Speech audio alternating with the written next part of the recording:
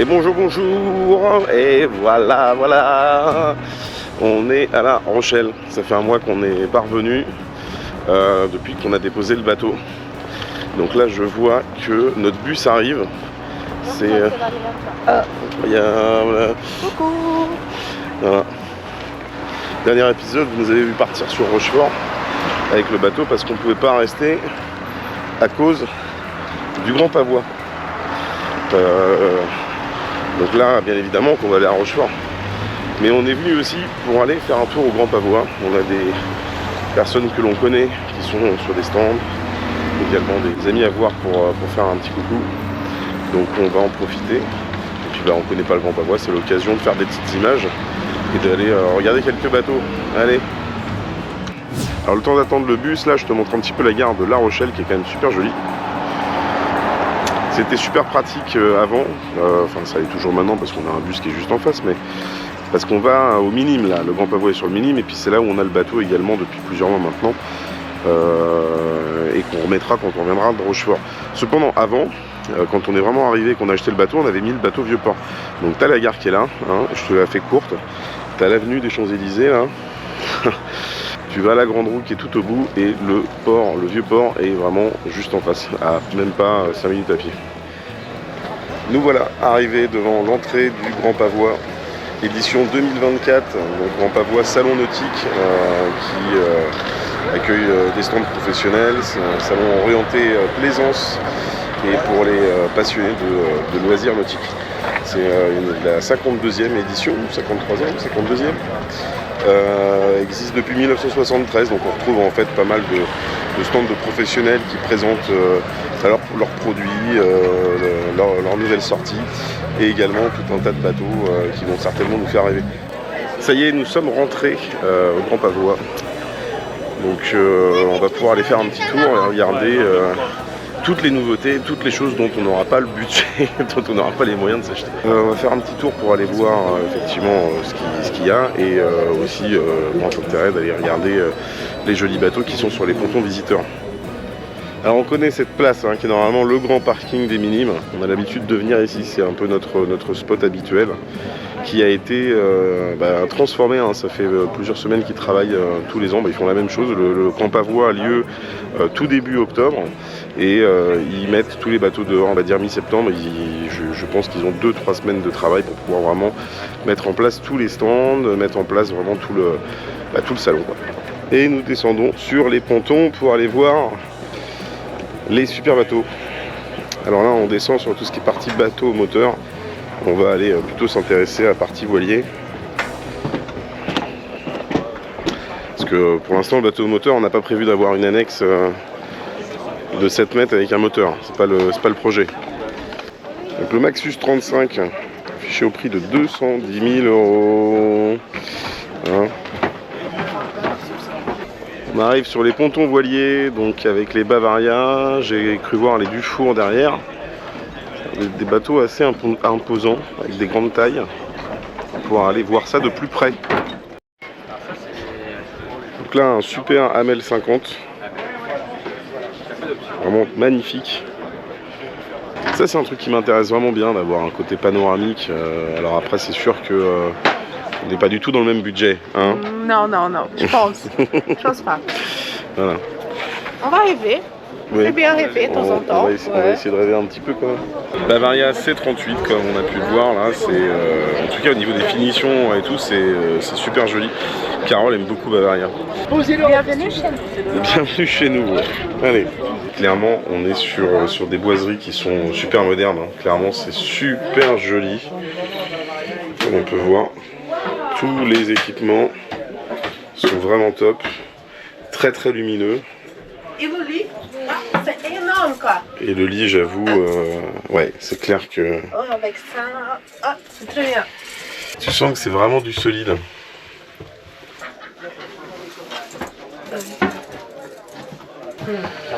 Je pense qu'il n'y a pas assez, ils ont mis aussi la table à carte. Là, ils ont gagné des espaces avec ce genre de choses là, c'est sûr que maintenant... Ça fait beaucoup de... D'accord. Le coin cabine douche.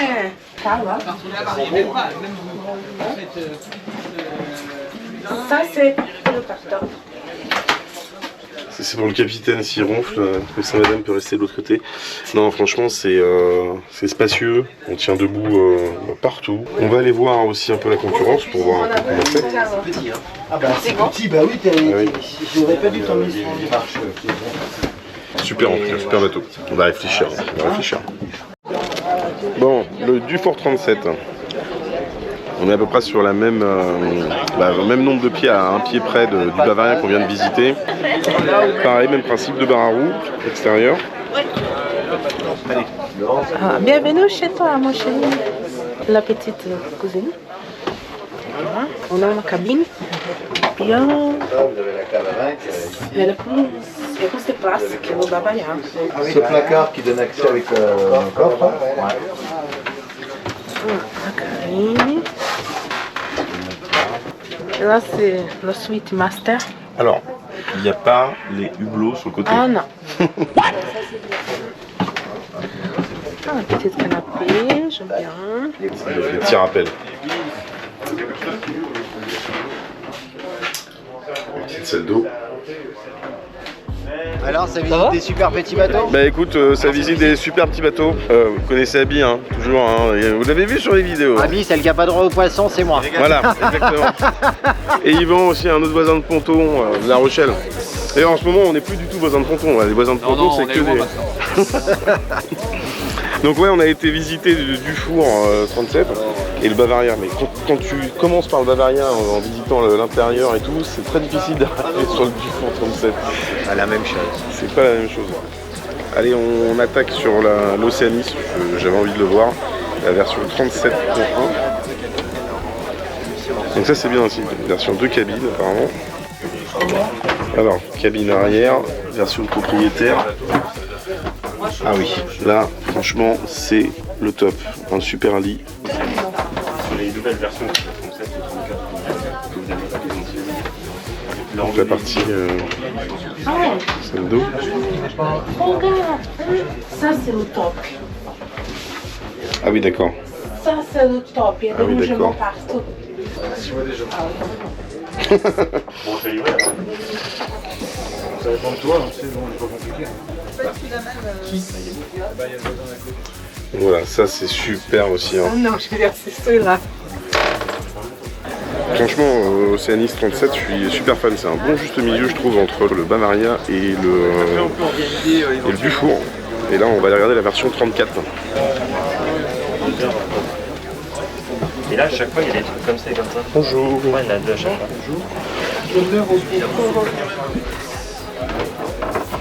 Dans le cabine arrière, qui est déjà très sympa. Hein. Alors, vous l'avez pas acheté du coup? Vous me demandez du coup? Par contre, regarde, rangement voile. Écoute, c'est mal. C'est la vidéo, bien spacieux. Oh non, mais bon, c'est très bien déjà. Ouais, Sur le c'est 34. pas, tu sais, mais... C'est quoi le prix?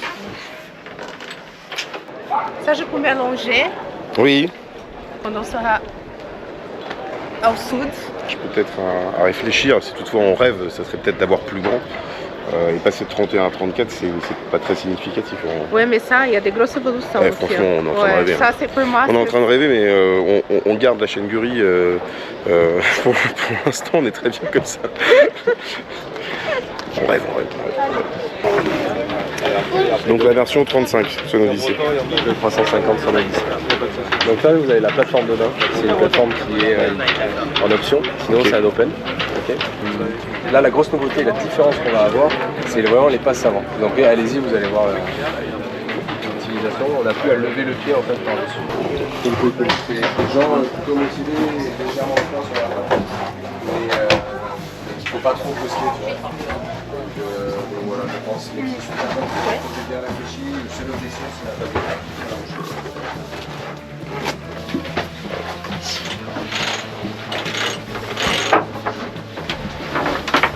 Le pont couchette arrière, cabine. Allez. Le gros avantage de prendre un workshop, c'est le fait que vous ayez une vraie douche Et oui, d'accord. et pas une douche sur les toilettes. Avec la petite trappe pour pouvoir aller enfermer un ami au fond, quoi. D'accord. Ah ouais. Ok. C'est le volume que vous avez. C'est pas si pire en fait, en vérité, pour un appoint en fait. Pour un lit d'appoint, en fait l'avantage c'est que ça fait lit d'appoint et sous ta voile, les coussins, les vélos pliants, les trottinettes, parce qu'on a de plus en plus les paddles, les annexes, voilà. Ah ouais, ça c'est vrai. Bon voilà, hein, comme on t'a montré, on a fait quoi, 4-5 bateaux là? Ouais. Le Bavaria, du Four, Oceanis, le 37 et la version 34. Et ce Odyssey. On finit avec ça, on sait. Voilà. T'as vu, c'est super intéressant. Après, c'est des bateaux de même type de gamme, donc ça permet de pouvoir avoir enfin, même type de gamme, même grandeur, on va dire. Parce qu'après, les finitions sont pas les mêmes en fonction de tel ou tel bateau. Ça dépend aussi des moyens et des budgets, hein, ça c'est sûr. Ça tape hein, quand même. Il faut compter entre 250 000 et 350 000 euros. Donc c'est quand même des gros budgets. Là, on se dirige pour aller rendre visite à un ami que l'on connaît depuis quelques temps maintenant, qui a fait, d'ailleurs je t'en avais parlé, quelques travaux sur notre bateau, des petits aménagements, des petites upgrades, et également sur le portique arrière. Dans une de nos premières vidéos on en a parlé, pour faire l'installation de nos panneaux solaires. Ça va? David, un ancien voisin de ponton à Maran qu'on avait croisé l'année dernière, on avait failli faire le sablage de notre coque avec lui, qui bosse très très bien. J'ai malheureusement pas ses coordonnées à vous diffuser, mais il est sur le stand à côté de notre ami qu'on rejoint tout de suite, Metal Master, et effectivement la société de sablage, comme je vous le disais, qui est Beltier Gommage Sablage. Bon, voilà, on arrive enfin au stand de Romain que vous aviez vu, mais non, on t'avait pas filmé, on avait montré le résultat, voilà. C'est ça. Bon, comment ça va Romain? Ça va super bien. Ouais, on va faire un petit plan comme ça pour nous voir tous les deux. Hop, voilà, ça sera plus dynamique. Mais écoute, présente-nous un petit peu ce que tu fais, ton activité. Alors nous, il y a une entreprise, ça fait 2 ans qu'on est actif sur Maran. On est spécialisé dans la mise en forme d'aluminium, inox, acier également, bon, traité bien sûr polymère, et voilà, domaine maritime et industriel. On a fait des petites réparations par-ci par-là. Et puis il y a l'installation du vrac pour les panneaux solaires. C'est ça. Voilà, qui a été un travail super bien fait. Tu fais de la voile toi aussi en plus. Oui, c'est ça, oui. Bateau alu. Bateau alu, toujours, encore et toujours, et passionné par-dessus tout. Voilà, tu vois, ça fait 2 passionnés et des bateaux alu, hein, comme ça. Toujours. Acheter de l'alu. Donc du coup, il y a un site internet, il y a un contact, il y a des choses sur lesquelles on peut te contacter si on a besoin de tes services. Metalmaster.fr. Metalmaster.fr, on va voir la petite affiche. À la place des sièges, tout est de la marchandise et il y avait un avion. Bon, bah écoute, en tout cas, merci. Mada Paris. Et merci de nous avoir accueillis. Voilà. Avec plaisir. Avec Romain.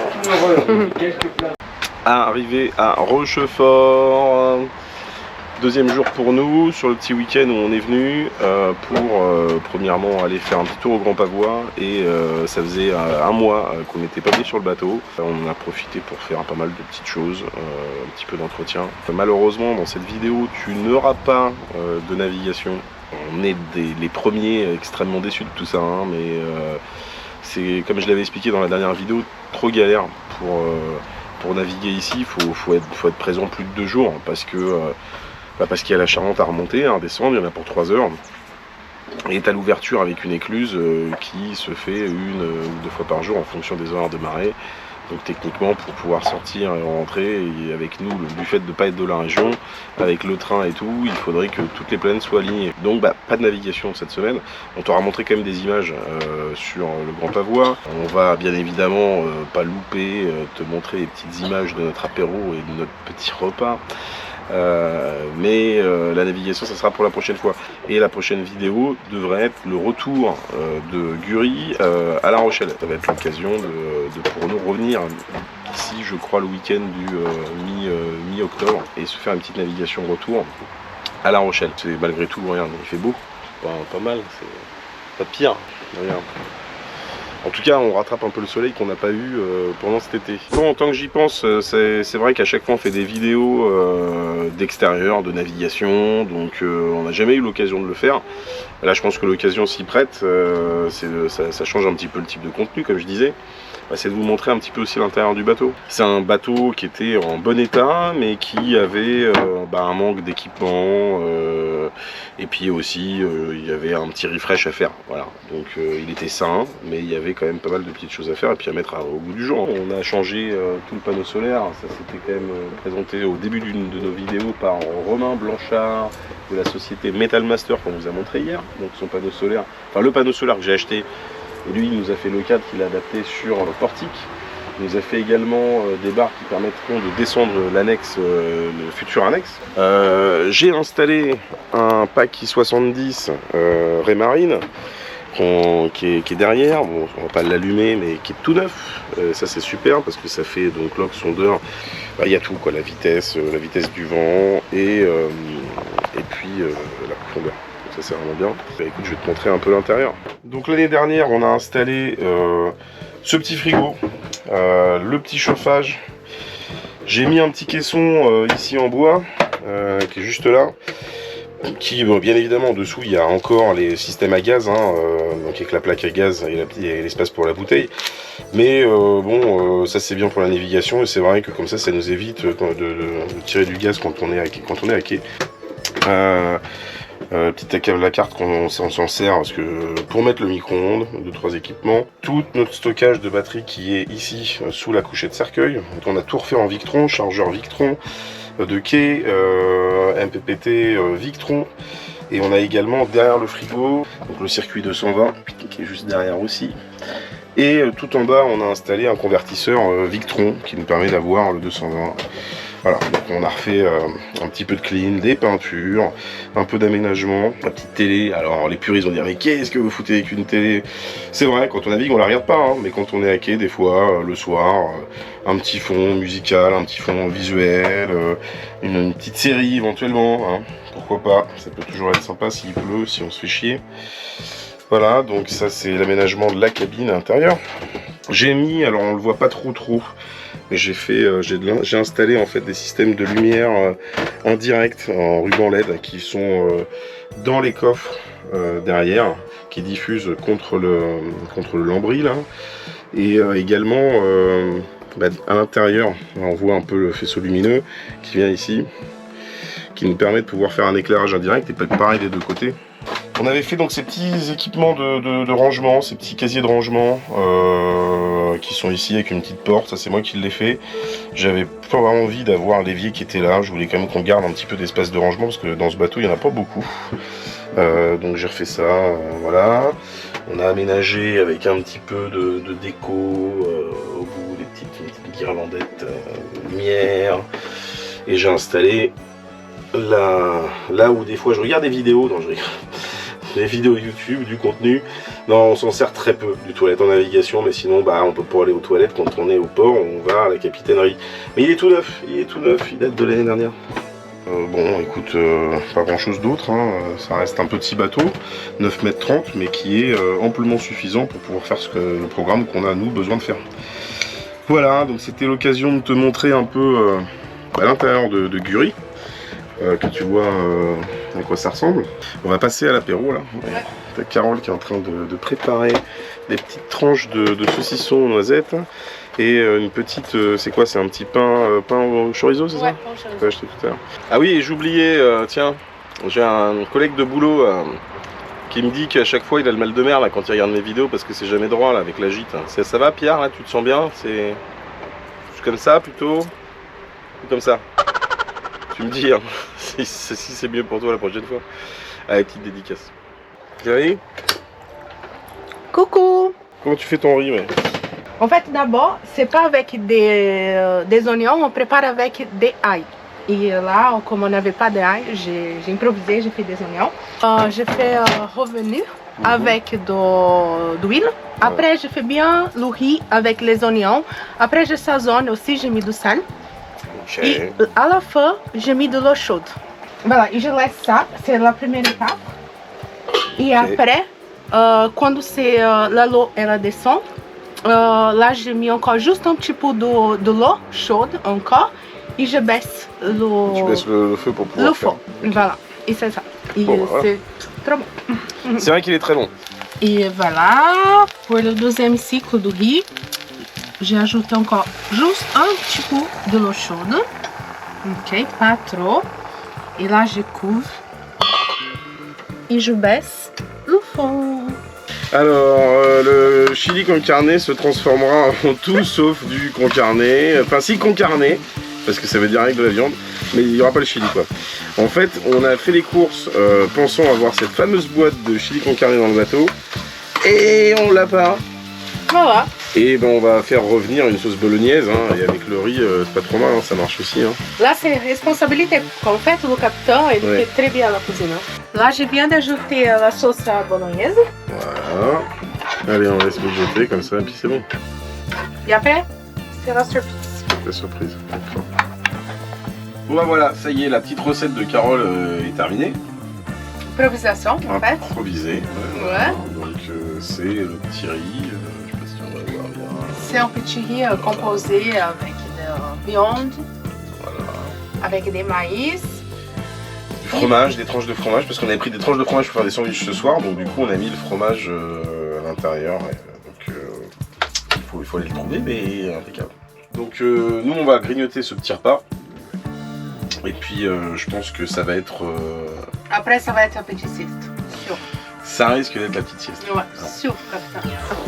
Donc là on s'en va, on prend notre train, nos petites habitudes. Et puis retour à la civilisation, retour au boulot. En attendant, nous on se retrouve dans 15 jours pour la prochaine vidéo. J'espère que tu auras aimé ce contenu un peu différent d'habitude. Et sur ce, déjà tu commentes, tu likes et tu t'abonnes comme d'habitude, hein, ça on ne change pas. Et puis sur ce, on te souhaite une bonne fin de journée, de soirée. Et puis on te dit à la prochaine. Ciao. Ciao.